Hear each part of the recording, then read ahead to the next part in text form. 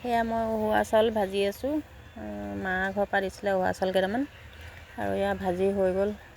আধা কেজিমান চাউল ভাজিছোঁ, মিক্সিতে মাৰিছোঁ। আৰু গুড়িখিনি ৰেডি কৰি ল'লোঁ।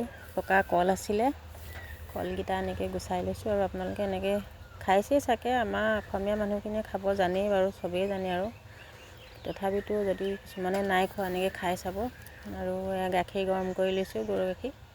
আৰু ইমানেই সোৱাদ লাগে খাই, এইটো মানে আমাৰ আগৰ পৰা খোৱা যে, সেইটো কাৰণে বহুত ভাল পাওঁ খাই। যিহেতু আমি গাঁৱলীয়া মানুহ যে, আৰু ভাল পাওঁ খাই, সেইটো কাৰণে।